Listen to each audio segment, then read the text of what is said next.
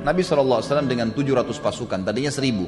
300 orang di antara mereka orang munafik, dipimpin oleh Abdullah tadi, pimpinan orang munafikin. Tapi setelah tiba di lokasi Uhud, 300 orang ini ditarik lagi oleh Abdullah, termasuk dia pulang ke Madinah. Jadi sisa 700. Dan ini memang Allah SWT ingin membersihkan pasukan muslimin dari mereka. Mereka kembali lalu kemudian berhadapanlah dengan 3.000 pasukan. Waktu itu Nabi SAW mengatur strategi perang, menjadikan gunung Uhud di belakang beliau, kemudian menjadikan di sisi kiri beliau, ya, pasukan, itu ada gunung bukit namanya Bukit Pemana sekarang dikenal. Beliau letakkan 50 pemana di situ, dipimpin oleh Abdullah bin Jubair radhiyallahu anhum ajma'in. Ada pesan Nabi SAW kepada 50 pemana tadi, jangan kalian tinggalkan Bukit Pemana ini sampai ada instruksi dari saya. Menang atau kalah, jangan pernah tinggalin.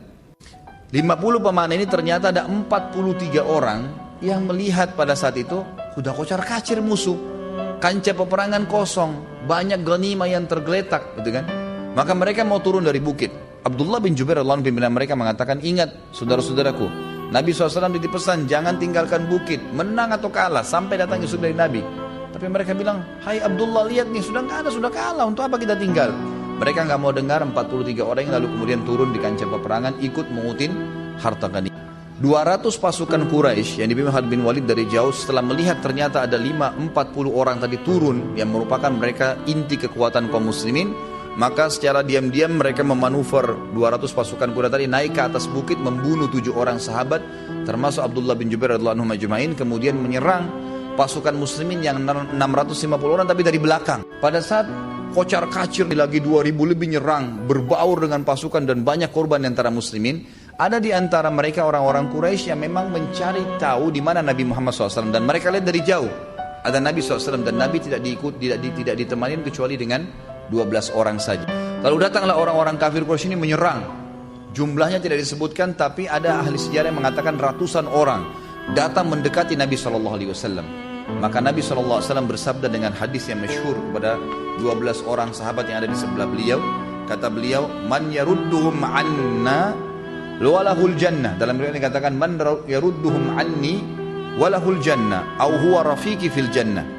Siapa yang bisa menahan mereka nih, yang ratusan lagi menyerang di antara kalian yang 12 orang, maka dia akan menjadi pendampingku di surga nanti. Waktu itu di antara 12 orang, salah satunya adalah Talha bin Ubaidillah. Talha mengatakan, saya Rasulullah. Kata Nabi SAW, tunggu, jangan kamu. Tunggu di tempatmu. Tidak tahu apa hikmahnya, tapi Nabi SAW tahan. Lalu satu orang Ansar mengatakan, saya Rasulullah. Kata Nabi SAW, lawan mereka. Satu orang ini maju melawan ratusan orang, akhirnya terbunuh. Lalu kata Nabi SAW, siapa yang akan melawan mereka maka dapat surga. Maju. Talha lagi mengatakan yang kedua kali, saya Rasulullah. Kata Nabi SAW, tetap di tempatmu. Lalu orang Ansar mengatakan, saya Rasulullah. Maka disuruh Nabi SAW melawan sampai terbunuh, mati syahid. Terus begitu sampai orang-orang Ansar habis semua. Nabi SAW mengambil tempat penyimpan anak-anak panahnya, lalu menggantungkan di pundaknya Sa'ad sambil berkata, wahai Sa'ad, lemparlah, lawan mereka dengan panah-panahmu. Lalu kata Nabi SAW kepada Talha, sekarang wahai Talha, hadapin mereka. Maka Talha pun maju dengan sangat berani yang luar biasa. Dikatakan dalam riwayat ini, dia terus mengayunkan pedangnya dengan badannya yang kekar sampai membunuh sekian banyak pasukan Quraisy. Lalu dia bisa dengan keterampilan perangnya, setiap dia maju menyerang, berusaha menyerang, mengocar-kacirkan beberapa orang itu, dia kembali lagi ke arah Nabi SAW, kemudian memeluk Nabi SAW dan mendorong Nabi supaya mundur, tersandar ke gunung Uhud. Dia kembali lagi melawan orang-orang Quraisy sampai dikatakan pada saat terjadi perang Uhud, kata Talha bin Ubaidillah, saya menemukan luka-luka di tubuh saya, dari kepala sampai kemaluan saya, semuanya luka. Dan pada saat itu jari-jari tangannya terputus. Pada saat itu, pada saat dia lagi melawan, dia memeluk Nabi SAW, kemudian dia kembali lagi menyerang Quraisy, dan ternyata orang Quraisy makin mendekat, dan Nabi lihat sendiri Talha, sempat tangannya kena hantaman pedang dan terputus. Di bagian kiri, jari-jarinya semua terputus radhiyallahu anhu.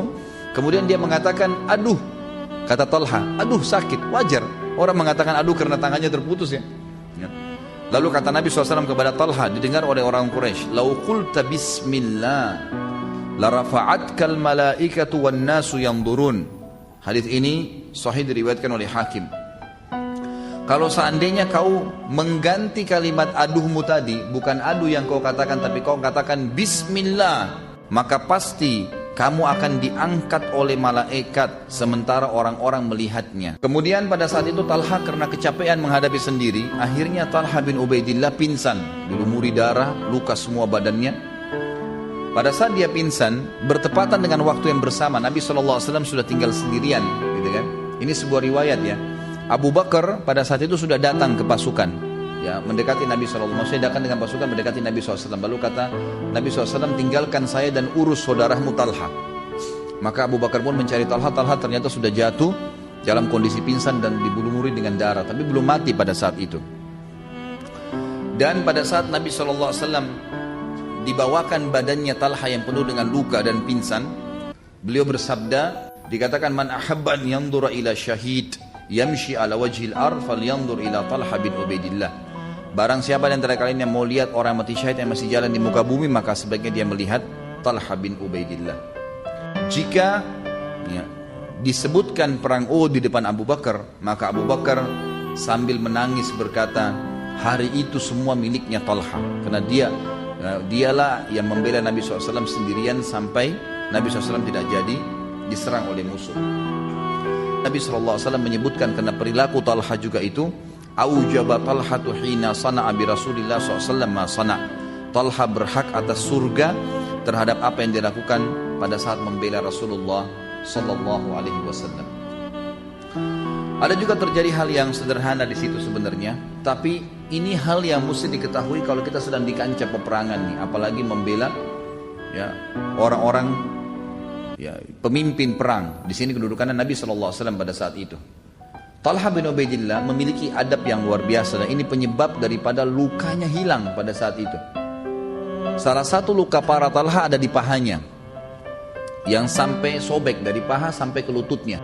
Pada saat itu dia masih luangkan waktu menyerang musuh dan kembali kepada Nabi SAW.